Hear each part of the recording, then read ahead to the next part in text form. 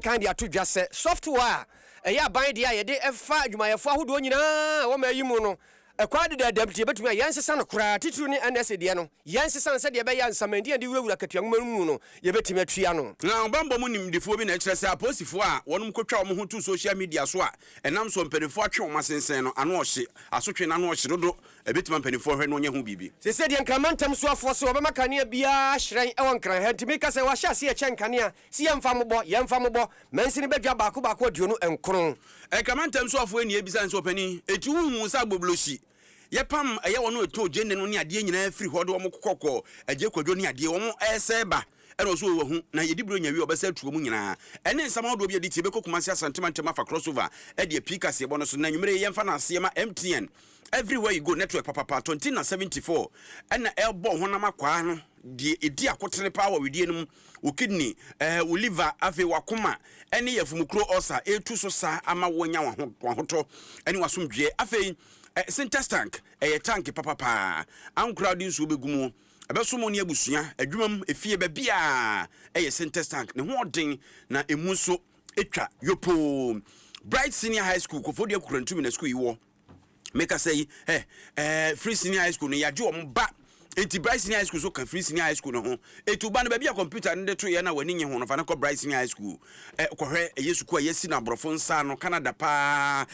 so hweso enkura ne da bremu a condition wadi die mu ye wadi suamu so twa so hwe ne ye Pepsodent cavity fighter fetwitwiro si anopa na fetwitwiro nwumre ne bebo papa amo hunu sampa sebe producer ye wa posen ye wa posen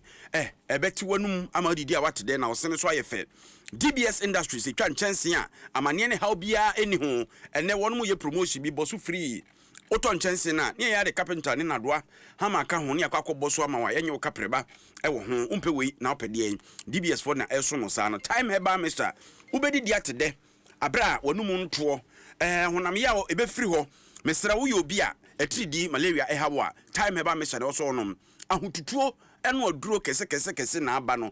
cancelled Mr. ahotutuo bia se wontrim se wonumpem se wokotodwe se wo waposo cancelled Mr. be ye free ho na Franco Trading Enterprise ne dwuma pentogu so etre na hyemene Franco akobie nkurabata foforo kra wo nkokọ fo yi ya toadi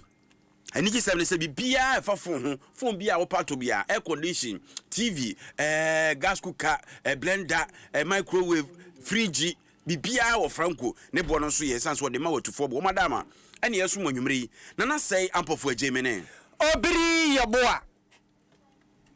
Phantom frame orofo kan wo Facebook adom 106.3 FM ana say YouTube ne nsem no yemfa nsomo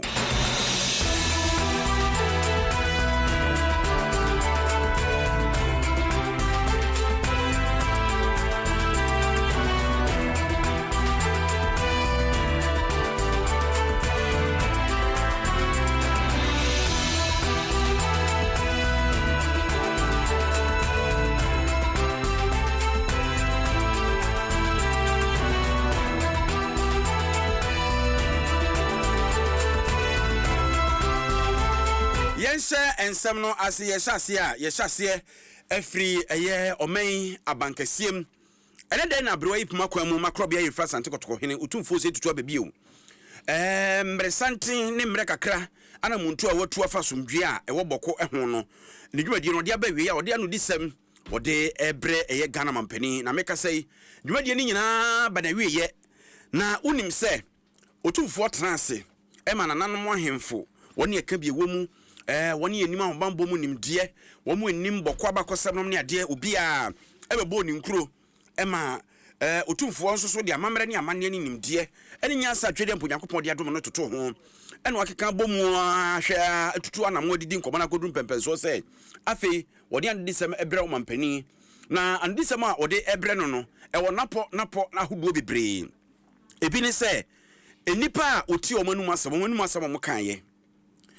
de etakofa ehawo ede eba omu chirichiri mu afi so kra no ade a sebe empedifo aka to se uyire firi krom hina ben uyire bodwabo ase kwan ya fa so a bokukuro no kra ebesi ho de ochechire ye de ho a ene waba ye kurumani eno ne ho keka ho nyina krobia yifa sante kotoko hina tumfo se tuso bebi onyanto base ebo abakosem no kwachire etietie mu nkyeremu ene se de esi etie nyina na ne nkomodie mu no ena ode etu edwa se abandada na bre so na nada Kwakufu Ado a Ghana mampani sa bre no mefa se mfie mienu ne fa mu nie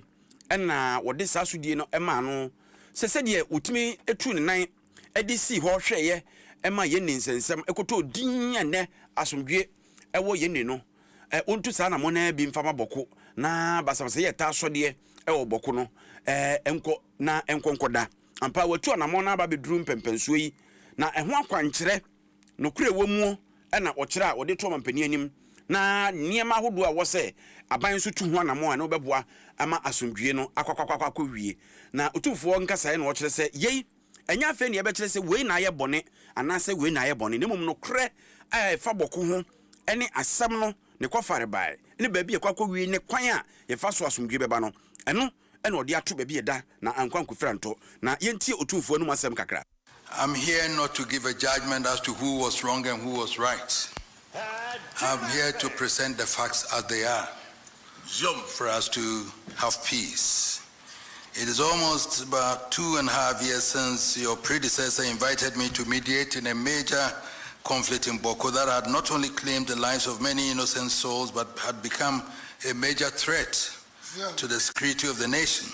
Almost a year ago, the people of Ghana handed the mandate of the governance of Ghana to Your Excellency, and you wasted no time in reaffirming the mandate of the Bawku mediation. By the grace of God, we are able to assemble here this morning for us to present to Your Excellency the report of the mission you entrusted to us. We present a report for your kind consideration, whatever action you and your government consider appropriate. Before dealing with the report, you will permit me, Your Excellency, to thank you and your predecessor for the confidence reposed in me in entrusting this delicate matter to me.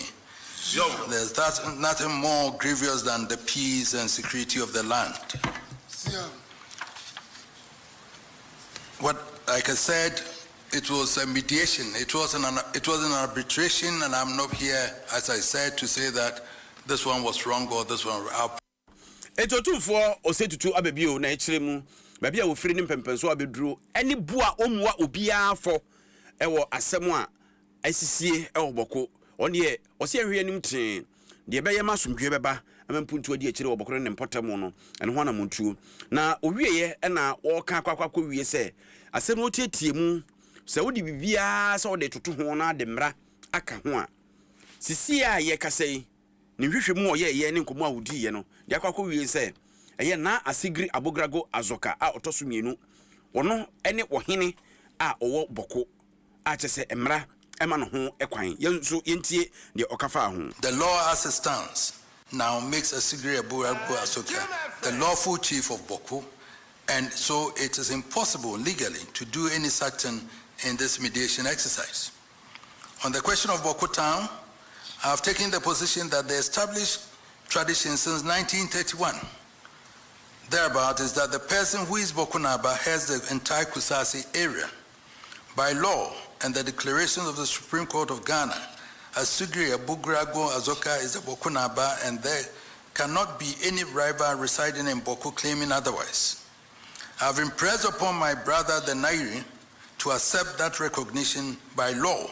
in appreciation of the enduring brotherhood that has existed between our two kingdoms in order to ensure lasting peace and eliminate the national and international security threats that my brother himself is so concerned about. I have been candid with my brother the Nairi that the purported enskinment of Mr. Seydou Abagari as Bawku Naba cannot stand. I believe my brother the Nairi has come to terms with the difficulties that will pose to achieving lasting peace, which he desires. I have, from the inception, restrained both governments from effecting the arrest of Mr. Seydou Abagari out of respect for my brother the Nairi. The final resolution of the Bawku matters requires that Mr. Seydou Abagari be recalled to Nalerigu by the Nairi to be reassigned to play another traditional role at the palace of the Nairi, assisted by the state. Alternatively, he may choose to stay in Bawku as an ordinary citizen of the community, but not to pose as Bawku Naba. eti otufo se tutu asem na wokae no emu da ho na wokama ne kokoko wie se de mra kwan so ene bibie mu amamere mu hwe mu no na asigri abogrago azoka otoso mienu ena eye boko na aba na oye ohene a wo hwe boko ekuro no so enyina no eho enkonkohia se eye nayiri ana se obi fufuro bia esu ebeyi ni ti se ono ene eye boko na aba nti se beye na asomdwe beye adwuma no se efa a nayiri edi won so bepe se wono ebetena boko ho ade a na ne omehu omho se wono ewura ana se kuro ni wura ene na asigri abogrago azoka enti sa so na obepe se wono adedie nti obepe baabi akwakwakotena ene ni nyina no ebeye ade asomdwe beba na Ghana Mampani Excellency John Dramani Mahama so edi atodwa ada otumfo asiye papa se nimdie ni nyansa ene mra awka ni nyina abo mu edi tu sa na mon we no akwakwakwa wie se ebeboa na bo ebeboa no aban soso wo ne chefa wo so ye na be don hwire aduonu enan entem no aban agina ya ono so wo so osie efa nhwemu otumfo aye no ho no ono so be ba bonti yintie Ghana Mampani John Dramani Mahama. Serious gratitude to Dr. Mfoseki to the second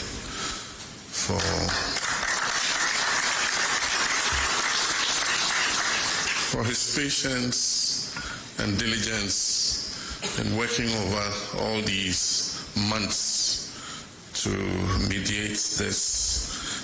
seemingly intractable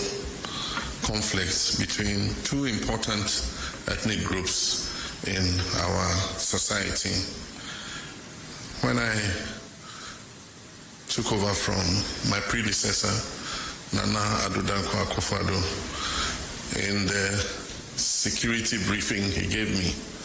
he mentioned that he had invited Otumfo to be the sole mediator in the conflict that was raging in Bawku at the time. And so shortly after I took over, I paid Otumfo a visit to confirm, the status of mediation and whether he actually had accepted to mediate. And he confirmed that he had.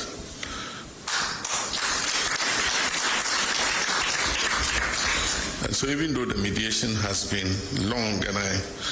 can understand the complexity of the Bawku case, and so it needed time and patience to be able to thoroughly engage all the parties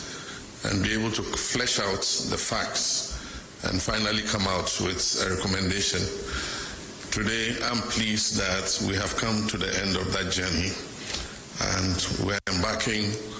on the next leg of the journey. And as he himself said, this was not an arbitration. An arbitration normally will make an award on who is right and who is wrong. This was a mediation. Eti ye Ghana Mampani Excellency John Dramani Mahama. Inti say the Otumfo ahwehwe mu ene de akwakwakosie ene se boko ewra na asigiri abogrago azoka. Inti se obi foforo bi ebeyi ni ti se wo hia na se okọ na one no akwakwakosom na nye se okọ sebe akwakwakodi ne so bibi foforo bi ho no mu a ene ode ho afutuo se de Otumfo kire mu no one na yiri edi nkomo na yiri nankasa so eda na koma so se asomdwe ebeba boko ene ne mpotemu enti ho na muntu aka kire nyina ena ban so ahyebo se obehwe na odi yie ato yie no aha ya dom 106.3 FM shira 104.5 affiliate ho ha ene aduonu miensa ye to akase ne so ene Supreme Court asem odi tu biafa akpandai abato ho no sameka se egusu a yedi hu nkomo na ndi samanyoko no pani abedi akire ohwe wo mabato ne hihia hodo so eye opani Rashid Tanko computer ene odi atu dwa se okopo obatan na da no ka che se twema meba anum nwi a wonhia obretintin bia se Supreme Court akwa asetena na wo se a bank ekwa akoto busumu ya wieye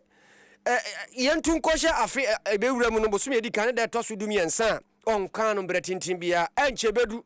esanse enkuguo no de odi atwere ho etwen NPP den na abra court de asemu ya tudwa na Supreme Court atemuafo makomakunum agitum sampa abato komisa aba wo kwa akohwa me ato no asunsun sanso no wantwentwe so no mranim ni ano no ka wo makogina mu wan pipi amanyuko na famu eye Fatima Abubakar okasai ekirekire mu edi akwanya edi aba wo no mu ewa sansun sanso abai ho ene de befiri mu aba ni nyina da ono ni de ni aya na mpanyimfo bu baby say patapati to ye de mra na wo enti sabi sa wo ye dom kuma o sa wo ye konton cross sa wo ye onibie sa wo ye awisia se obi de wo fa kwati kwan bi so na se obonyo so a baby ani ho a wo bekoka eye asenibia na wo konso so na se mra na wo de ye adwuma na no kra wo wafa megidi se emfa ho ne che beche at the end of the day no obenya aboto ye mu ama no kra nso adedi enti ye de ye no ye lawyer for Ora Matunyindam na se na emusinim no judgment eba on 24th November 2025 every commercial court Watermali high court Watermali no yebo anyo so yesusu say adesi opanda ekoto aba eto no kama nso ma Ora Matunyindam say onko mrahye bedwom na onkonkodi omasemomo na yesan susu say adanse NDC parliamentary candidate Ora Daniel Salawapa odekodan court nanim ene ne nkura okoboye no na nkuro no ahode ni tumi endru say high court ni Ntamale ebe dane say election yeto result from 152 polling stations no otwam na bi onzo so share electoral commission say omonko no monsa nkoto aba ni bio in all 152 polling stations na yeto so mi no se na emisi kan no pa election petition na yekọ won hye ye wo ho yesi yeto aba ni wi a ntimi nkodan ka se mfie no machi me be file petition enti wey any wey Fatima Matesi ko wano kamera nimfo a wanom ko charge pandai mrahye bedwani opani Matunyindam no ho ana wote se wakire mu no no ana opani Rashid Tanko computer de tu dwa se mumpeu abato ne beba so se pepa bo so ne de to du miensa Supreme Court betra se yebebu asem no yebebu awie no yebesa akose enkonkoto aba no na saa da no mo yade ne enkugo de ebetwa mu na wakura no abayie esanse yebrepa ebeboa yen ama yetimi ahihye ne omaye ne base ye bonto a yesane agumu saa enti MPP for pe wo mu mpa konyon de NDC beje. We are not perturbed with the outcome today, knowing very well that our candidate was not safe, and clearly the court did not mince words in that. That leaves to go and then service through substituted service. Yes, we are wrong. We are not running away from the country. I mean, nothing changes. Let me put it on record. Nothing has changed. The High Court ruling still stands. The Supreme Court has not made any adverse decision against the High Court decision. It still stands. Nyindam is still a former MP. He's not an MP. He cannot step into the Parliament House. He's a persona non grata if you should dare go there. The law is the law. They shouldn't confuse everybody, and they are confusing themselves and want to confuse everybody to join them. Look, they are only buying their in fact they are deferring their defeats. Yes, one mukugo na no hwa atu ahye da ya de anya choko beba so na pani a wono na eyemra nimni a wono boa dom kuma mrahye badwafie mrahye badwani mo manfo wo so amen pani John Dako na odi atu dwase na ni age pa temu aba no ho na wo mu nimse de tie bia no afia besimu so mo kwa senie no so ani beda ho wo mo de bibia ne wo mbeka fa de ba ye no ho na mom de wo kan so mo twa afeda ho na ye nyina ye behunu no kura wasem no mu de wo mi se enuanu NDC fa na se the NDC parliamentary candidate since a year on a winning dam of finance application here was Supreme Court from the Shirara application here see more for tonight na Tamale from the filing of the petition the penuna ampo kata of course about the man could be a to be a fee no more lot to my belief in the which more cause in class and came correct so yes if court no judgment open as court and card they see now council na see they send to court and court the Ebeka say the bush say every permanent after 13 July court no dia na dia to say Shirara no dia to more Tamale court no asking that to I mean obviously can say the bush and say we are just waiting for 13 December 13 July 2026 to make our case before the Supreme Court. Lawyer John Dako wono ene mranimni ya ojina mu di madom kuma mrahye badwafie ne na wote ye no yento asoe na yenko MPP wosunko kurukwa manyoko num unim se nyame adom a General Bosome de toso aduasa baako afufure esi mu no ene obeto abayi frankatufo make us any penum na prewonti na mu ba ko di mu akotene Dr. Brian Echampo kane so afo a no hwekua yon nsem so abetifi mrahye bedwani wode atodwa se mo obi anhwa kom e mani trimpo se be ontie de medomesu na nkɔ ha besra anhwa abekɔ na bene mre na sama wo kan nyina se dan se wo ha o ene nipa dubi aka bom yen yeta Dr. Bawumiachi wo ha ne nipa miensa bi aka bom ye yeta kan achi saa na ekokɔ so ha je se broni bese endorsement wono mo kira yetawe achi osi nipa wono maginem se omota obi achi wo nipa num wono mo pre no se nipa okekom nyina bom mo nnu ahenum ene emrahedwemfo ka ho emu ahemfo ka ho mu mrante ene mabawa ka ho om nyina okom nyina bom mo nnu ahenum nanso nipa wo so omoto aba ema MPP no omo ye empema hanu 200,000 enti se nipa no kra no mo nnu ahenum no yi omanim so ombeto ama we ya de aka wachire no ne doso na no so no mu gidie se da ye beto aba no na sebe wansan besia mu USB hu de owere abrewa nkuruma ene ye sada na manfo be hu sampa ene anu ohye na no Brian Echampo wono na eba about bidding kunim na wabejitu media ma MPP amanyoko no. The people are looking for something new energy, new hope, somebody to restore discipline, somebody who is bold, decisive, leadership, somebody who will own up to the shortcomings of the party, yes. And somebody that they see that they can sell to Ghanaians. So whether you contested the last time or you are yet to contest, there's no advantage. It is the message and what the people have at the back of your mind. So if you continuously put polls out, endorsements, so far, all the people who have endorsed me publicly, those who have endorsed Ken, those who have endorsed Baumia, those who have endorsed Educhumene, if you put it all together publicly, it's less than 500. Meanwhile, there are 209,000 delegates. No. Personal feeling. You were one of the candidates I'm not contesting. You won the results. One, elections not the party for someone who campaign. Resources there was a bomb anko etosumi no ye call elections no regions bako in so 7 presidential candidates no went me winning constituency bako kra wom Volta Uti Upper East Upper West Savannah Bunu East Western North wenya constituency bako ewo regions no 2023 ye de na ekoro ne ye say onko kra vote na wo soro ho ni mu maye na sia na ye be manage. Enti wey eye ensem a Dr. Brian Echampo de tudwa no we no say ena anu adai ayi ye ko eye 2024 abato yi se na ne dia ba beto soro se nka wono no agya oba ba ye frankatufo be de akire na nipa bi ko fa La Palm Royal Beach hotel a ye ton ho asem de be hwe mu e de be ye ne ho poto ma adwumanfo bi bufu no bi mu fa ho kasati ano ne ade a ene wi akire firi koto ba bi e koto ye no ene ene. On the issue of the Senate, everybody knows. I've been around the country, MPP delegates. It's not an issue, it doesn't come up. Here, people talk about it, but everybody also knows that it was propaganda. Because this is a transaction that started in 2021 when I was not a minister. The Senate wanted partners in 2011 with Thompson. They didn't get a partner. The hotels were running down. In 2020, they wanted a partner. In 2017, they wanted a partner, they didn't get. The hotels were running down. In 2020, they didn't get. They advertised it. In 2021, 14 companies that submitted bids to PartnersNet. The biggest hotel in Africa, which happens to be my handiwork, also submitted an interest. Pin tender. And the transaction traveled all the way to 2022 when we were shortlisted to 3 companies, when Rock City plus 2 others were shortlisted. There was no issue. Nobody gave us a letter saying Rock City, Munko Fast Meet Hotels. We were one of 3 companies. It was only when me 2023, it was only when me deemed Ba up as one of the potential running mates, and it became an issue. But they underestimated. So yes, had any internally no, externally. So NDC for me, I propaganda, and it was mere propaganda.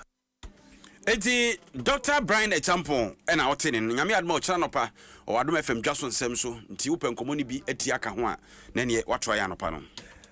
make us say prayer kankan amai edokuru ya mad babia ya na ehu pa ye bohu dawuro eye akatua nwoma ye den samanfo wurawura mu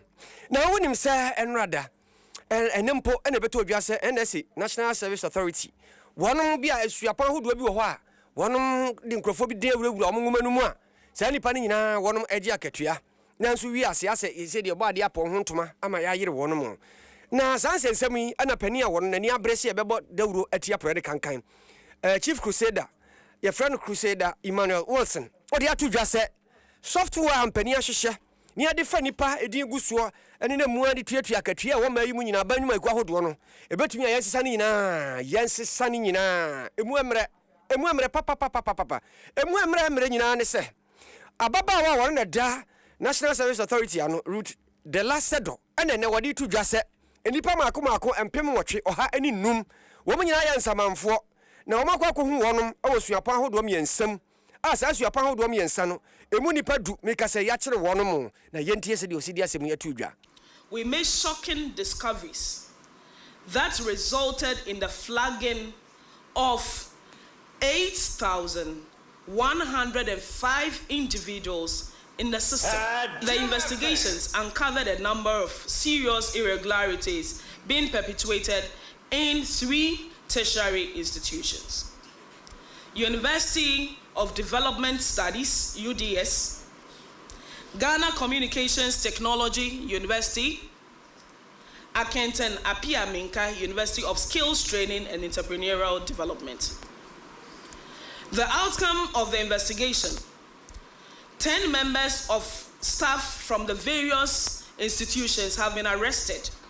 and are under investigations with the security agencies. Ababa roots de la sedo wono ne panimpa woda enesa no na wotese wo chirim na sasemi na Emmanuel Wilson edi tu dwase de afira no eyetiawa aban nyama hodo a wahyehye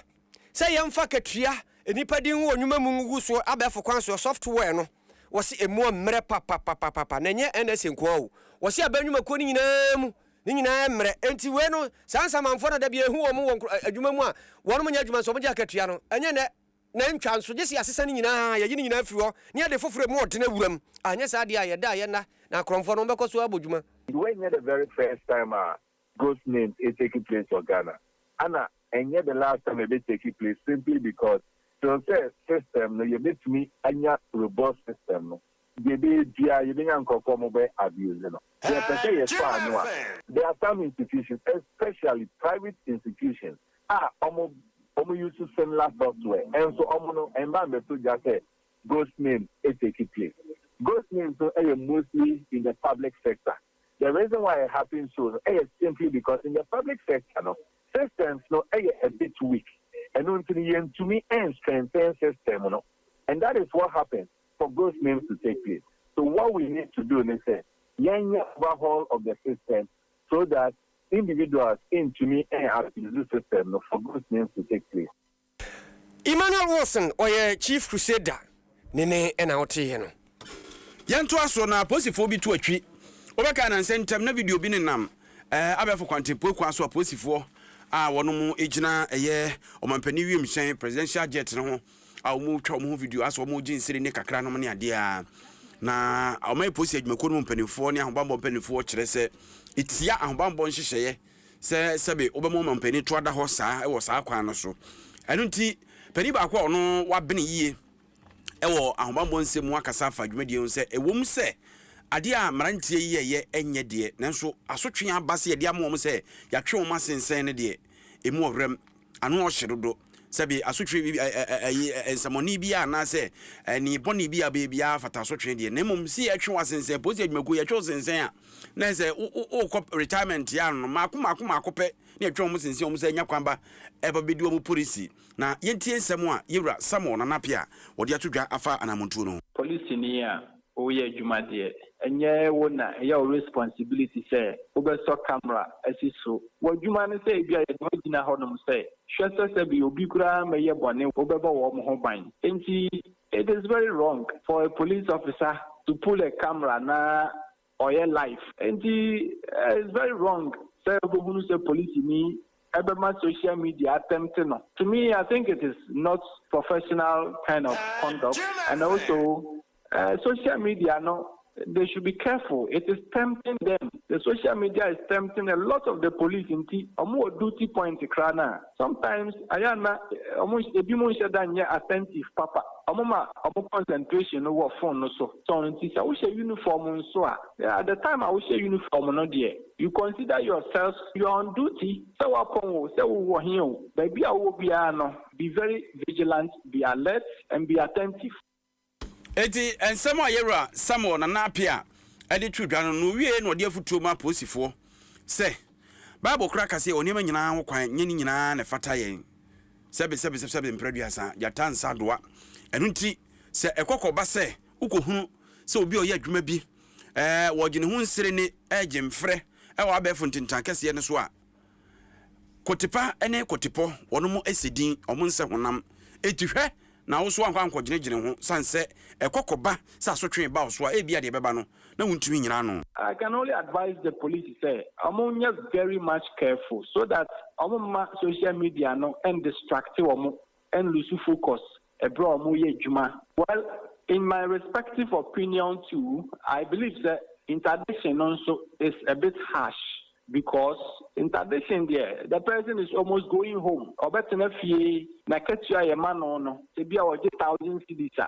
Afi ye be man 300 cedis. How would he take care of the family? And interdiction is for very grievous offense, very very much big and grievous offense.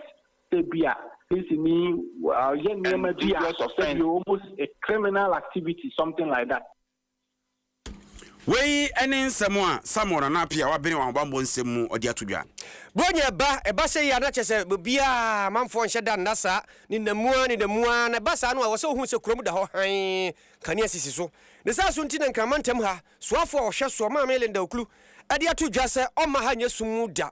na obechiche enkane adi bubon hwemu mu street light di amema kropon ada ntemo ne mansi se de be ya ebetumi abo ama bronyan amanfo akobadie ayetiawa na maame kasa no ochire mu se mansiri no obia benya nkane no wo ha na afi kropa da ntamo no wonom so ani kropa hodo wonom so anya wo ha ne aduonum na wose we nyina ya nneoma a wo ye ama ya kwan so akobadie ayaka masanse se ya kwan ni nhwemu no nkane no bomu sa no a ya na boa papa pa bonfo bi a wonom so asan wonom hwe so se ye ne pa wombese no wose ye nka nkyira mo se omede nkane no bebo no wo ya asa unim na do sa kokeka na bre twom wankasa beto danta wasrema. Ministry of Energy are partner with us. Into all the ceremonial streets. Into taking care of the ceremonial streets. We are expect the assemblies say share the inner communities. Now fix the lights. Some of the lights is not only about the light that is off. Some have issues with photo cell or the bulbs. So they should make sure that within next week now the whole Greater Accra area municipal, they are bigger than the metropolitan. Constituency nti 115 and districts to say shall Sudoku ni go pass angofun 100 pieces. Because don't forget say did there about 2 or so 3 weeks ago. And so this marks the third distribution as to when we receive near from near their mom. Sum han ayakania na chese ne babia be han na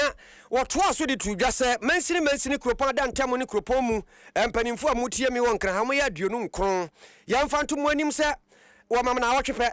nkane na odi amam no mfa mo bo se mo amfa mo bo no beba na mo bo ho a wode mu obi kan. I just say we cannot be everywhere. In communities, so the entire Greater Accra successful. So baby, higher. Trust me. Anybody. What I say? Omo pese. You live your friends happily. No. Omo try say. Omo street lighter. No man send a man for no more to cables. Say trust me, no mercy for the cripple because street lighting is capital intensive. And obi obe mess up with this project in there will not go scot-free. Nkramanta musuafo no munyamfo Linda Obenewa Okulu nene ena wote no. Na osuafo ya ohwe nkramanta msu ya mame Linda Okulu ena enei aba betodwa se wakasa fa agin kutuku enipa yi omo fra bobloshi de ko ho so omo nkoto omo gye ne ho na kurum ache dodo a omo fra se ba bobloshi ho na nkomodie mu enu abema kom na nsie bisa no se maame anye bia ntu tena wa ye hwe ha madwuma gentle giant yera Henry Kote eba be ye ma abobloshi foi ebi no bo ene botwede ebi kura buru ne nuanom ne ho keka ho nso waka ne sisisu etu omo ma ho da ho no onse buru nyina omo sa ba be gu afi gye ne no abobloshi ono moto no so mehu na bibia no sebe odi abotre ebe ko zongo so obenya betepedi so hu se de sitie buru nyaba eba se obia so pe de obedie na bre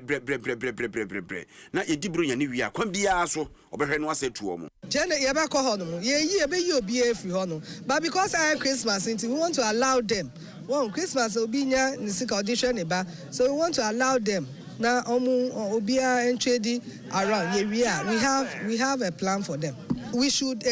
note, say, His Excellency the President wants the entire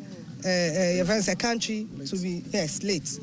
They should make sure that all the places should be what? Should be late. I say about issues, some of the places are beyond because even this light with the Ministry of Energy, we still have challenges. What I say, we have a lot of challenges alongside, but we are managing the situation and make sure that we adhere to the directive of His Excellency the President. Now, always I say na enough kroma traffic lights bebre nso eno so ho asem say eno so ye onipa bi okromu a omo aboapa etwitwa nhoma e wo traffic light ho a e ma ne nya adwuma. Traffic lights in na famu die bia se be gina so nso omo ye sa nso no ase wutu okrafo na otu momonefo omo entro omo ho fo ne mra ne jom mutwa the traffic light access and ya noti or ya yama team a call rounds akoshe all the with traffic lights enye juma no enti ya reported to Ministry of Highways omo ye hu ejo ebi mu omo accredit enti aba ne omo accredit na ba ne currently omo asenu but intentionally ebi mu sheda because recently one of the traffic lights I say ministry no my we say green light said they've installed back the traffic light. Within 2 days, a concept boys now, the light will call for friend say conduct teacher almost shed that SS some of the traffic. I say, I bet create Juma mom. Until we should all be word dogs. Obia and I say, Juma, abandon going to me, you see, and to me, we cannot be everywhere. Until communities, so the entire greater Obia boy and I into Juma, into me, 9 years successful. Eti mame Linda Oklu on the Shen Kramanta Miso and outside in Kano.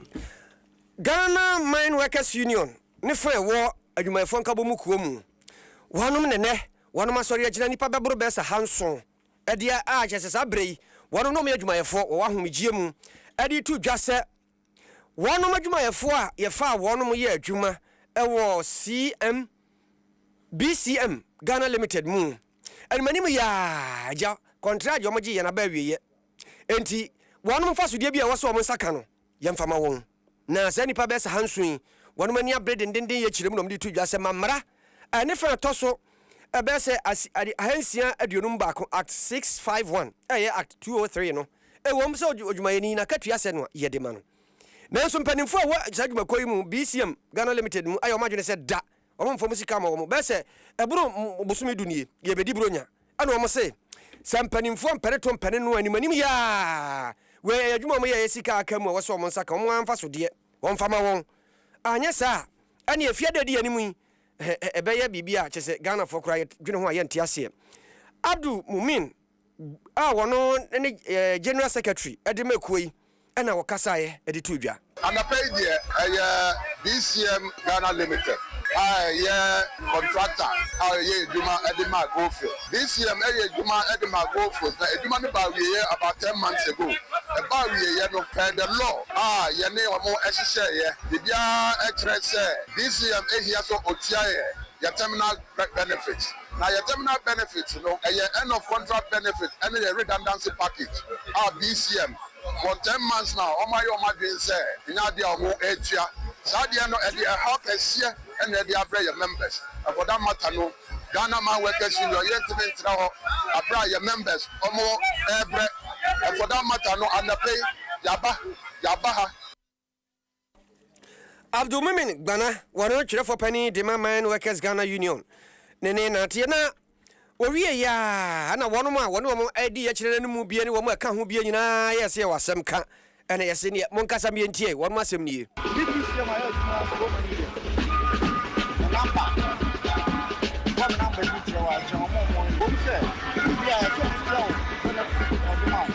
I can't start another contract. Yeah, it's got a more money. I can't start contract. And I'm Ajuma ya fono asa abre wa homgie mu na wakatua ka mu kwaje contract e ma ye no o me kire o me ye mu nsam a o so e kana te ye na ha ya adom 106.3 FM obekọ aboafo no so na tewu uni se nyame adom da memene da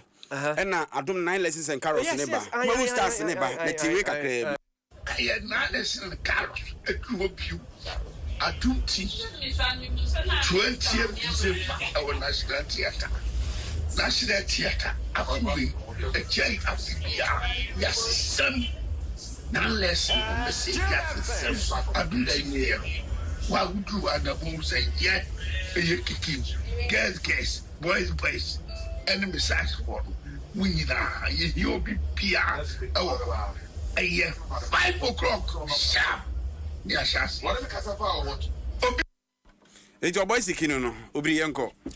ani ya kwa MTN bronyan de ya yansa wo fie na jade ta ye na san ye na san otimi so atododo na nso bo no nsia na san kwam ekọ oseboi wa ye hye tiawa MTN fiber bronya de ni nyina ne se simple bomodien se ubewura wo MTN my MTN app no na fe wura mu no bisa se broadband efa wo se check hwese wo ho a ampa ti behwe kro no mu no na se ewo mu a eno ansa wo de di akire sa na wo anya san so de a ubeda star 5057 hash star 5057 hash krom adam afi eboa MTN de baby abeko bia na tie se Franco wogina mo den se bronyan enuoma no ni nyina abo no amana ba fam twan de opa bia ko phones na opa na ho aka de bia obeko na gina mo den CCTV camera ye ton sanso na Nokia Samsung iPhone ni nyina smart TV refrigerator washing machine microwave blender dedefo ye ton ni nyina bi a je se abomre mu ada tifo ni kire ho share so se bosu free promo no aye DBS for dia wo koton chance no wi a wo mo ade wani dia kire mfiri hia duonu ama na wo ma hyase se wo mo baba bebo dan so ama bra wo ntua kapre ntika ho na afo ni kire wo ma ka kire na kwaje chance no bi ye friend coloring plus imprint nti udi ade twi so kura de tia na tie ye mpenti ya yafra president se yamfa ntwi asempa mpani da mo ase free tetre de ana president be bie Ghana ha free se ba ya abadwuma papa sia sen kanka tie na fa president twi na yi enum kankan beko na fe wani mu atoso syntax tank we eye rubber kasia ye din su ogum sie eye papa san kasia pa ye wa kasia nketwa audi su ogum a ensai enka bia mabo bia ntime bonwura memu nya totrotro entontom atukosua ngun anima fe na bo bi bunu akatum o metetre mu ma tipe bi na to ebeboa o papa na din su asia bra su ho odin time heba center say one ma wie time heba mixture no we nu brana hama ne aka bomu de ebe ye ne se obi a wontimi ne die wanu mu ato na se atri de ache wo nti ama afie numbi ho beto na wagina wonan so yade ya ama me ne wan se free yade se ebe ka che wo se wo sa ha ba ho ana se brebo se nso moja bro so tete wo no adro ba akopɛ ne yade aba 2074 T74 eno ano no wono mu a ti se nsuo na gina na so den de kama be adwuma ne de ama cancelled mission ye we fita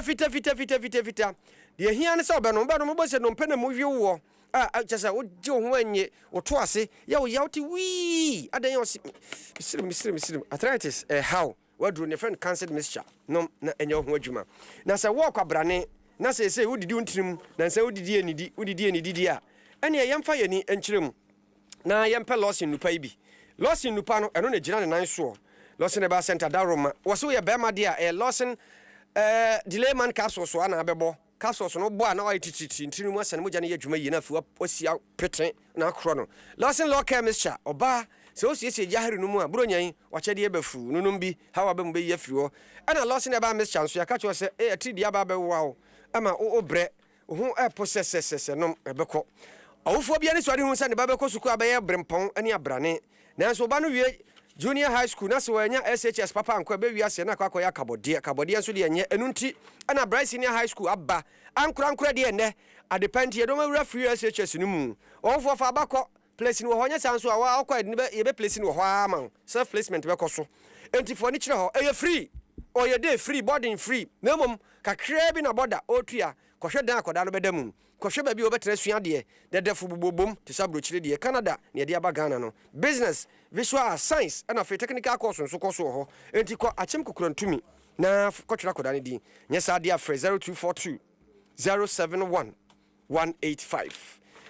yanko santimentem kropo kumasi ansa ne bewe kumasi no me fa we nhwime bia na kumasi fo kraba betu bia ko multimedia adwumakoi ye ne woni a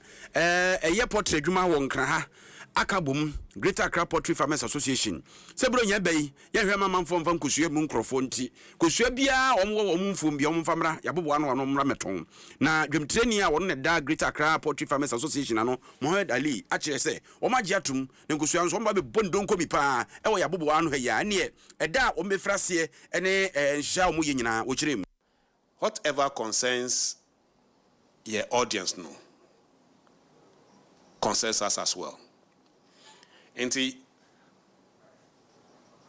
decided to be partner with the Greater Accra Poultry Farmers Association for two reasons. One, you see, look, poultry farmers, can we create an opportunity for them to sell their eggs? Because stocks now build it up. Ebi obia koji loan our bank, obia kobo busia or the family, obia koji loan or office. Say, oh, me ye poultry farm kakrebi just to survive. But eggs nunko, they are not moving. Not because there's no demand, but abiancrophobia creative problem in between farmer no poultry farmer no any consumer no. Etani auti ye pani a woda edwadie ano e o multimedia ha Yera Max Fuga e na o kire ginti penifo ayesa nhye ya efiada 19th ene ne na de chie memene da 20th Joy FM Kapaka yede eye poultry farmers iba no mdo nkosua ba abeton bie na yentie akuafo na kasa so anu asemo market queens no or market women omo responding se na ye hwe no se ekwani ama nkosua a create say 40 cities highest the biggest on 45 cities at least the price differential no enye say embro 20 cities nyame boa 19th and 20th at the Joy FM premises. You be share farm gate price. Eti omne ba my 40-45. Me say me 100 crate bi go. E go via ne wa ben me bia due frama de oboa go medical so an papa. Yenko kumase na adwempa hene e wo hono mo a wode de ekoso asantema ntemo to so e wo crossover so. Adwempa hene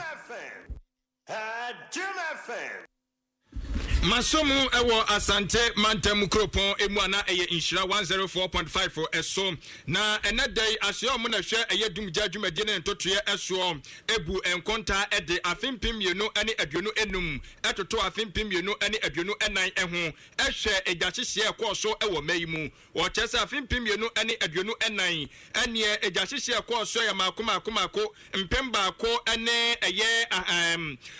aduanan ana afei se uhwe afimpim yenu ene aduonu enum a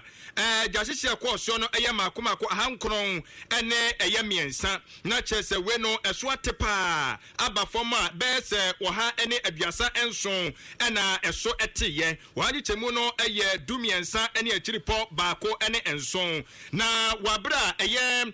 police command no kafra fire service command no ene ensamtrofo di ahemu no ena regional fire commander ACFO2 Peter Tete edi etudwa echiremu se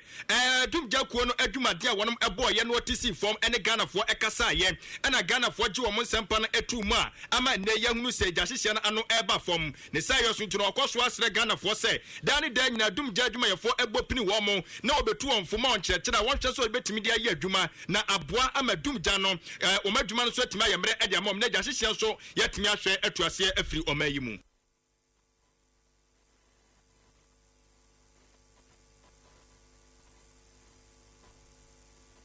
last year 2024 November up to November no yenya 1040 fire outbreaks or incident fire outbreaks. The same period 2025 this year yenya 903. There's a artiso 137 fire and no 13.17%. And no dress a yembo yon wabaso. As I say bamo ebeba down mo into educational and say ye no more na fire outbreaks in Myanmar related in eba from. Ye can say uncle munti na ni afar service ko ekan ye fendi juma. Na enuachi na ACFO2 Peter Tetedi bika ho ekyeremu asade ba kwa amennei wo madwuma no eye den pa ene se wo hwa santimantem a ekuta eye mensini makomako aduanan miensa na soso eye dumja aso eye a ewo mu ono eye makomako aduonu enkono epe afi kurampo no eye ehyan hwehwe eye timi bua mo ko bia ya hodo agya ato wonom kohwe so mbeso ano no wo se ano de eye makomako aduonu enan a chese Bawku bia no etimi asom mensini besa miensa anase enan eno na amene omadwuma na kobase yesi gya to baabi na ubehwemu no ebre wo so omdi duru wonom no omuntimi nduru wonom ho hare mu eno nti ombesere se de beye nyina ne se ye nyina ye nte enwase ne anye yafam de ne ye mu ase de beye a egya no krampo no se bi enkotin so ye nuamam enkose ye nuama ne akofredum gya kuo no mpo ye kan nyina se ye education ne se Ashanti region ha there are 43 districts. Nambum 29 fire stations, 24 appliances. There were 3 fire posts. Na sa 24 fire appliances yeke. Bi wo wa. Ono ohwebe for 3 districts. It is a appliance that we share for 3 districts. Na say akade no sha. Enuntinim esese ye di ye hu him. Na ye hwe se egyachiche no e makra. Arishmama eni awuti yei wano ena dumja kuono wa asante mantemwo wachia wanam ano eye ACFO2 Peter Tete ena yetene nkano na wa nsanfufro ensu emu no pechereche eye kroba ko no edi akotene ewa asante atem no of mercy no emu na emu mabru na wanam atu omagu motenso odi koja bo muti omnan ene wanam nsa mo chese ni brain soja kebewu so mani ase edere set blubrida no ene sen wamo so manya na ntiasa nkofo do so mu bowura wonu kro ni na galamse ombeya bi wo ho na omo mu ama obi atiase se nyade so mbetiase ne atiase kyena ama sebi mpedua foma gudie hu adwuma krampo no ebi akoso ewo mu mpesua so. Cheche is a peaceful, industrious community where our survival largely depends on farming, our clean water source, and a healthy environment. Sadly, these lifelines are being destroyed by galamseyers and illegal mining activities that want to encroach our farmlands, forests, and water bodies. Today, Asante Achimpo Cheche, we the youth and members of Asante Achimpo Cheche are going to declare a no-go area for all forms of illegal mining or galamsey activities on our lands.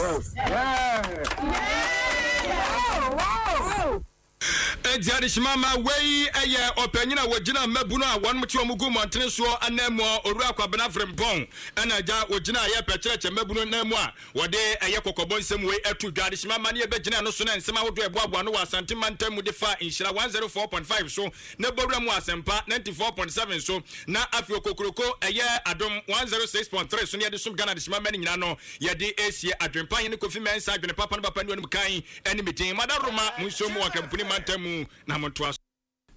yasomu na yentie voice of the day sisi here ase oba tutu atrebe mabo na first of all bano okotutu ayere me boye me yawo hwe so so bo ho betumi de atrebe ana o te say ya santo am time na ni tu na atrebe mabibo hwe ana eti yakoso ama adise nyina afisiapa 20th December Adom 9 lessons and carols baso den ye memini de ya na 25th so kwesi P at 25 wo the icon 26 December ye kwa Santimampo na Mpofo J Lives concert so ye dia ba na 1st January and so strictly high life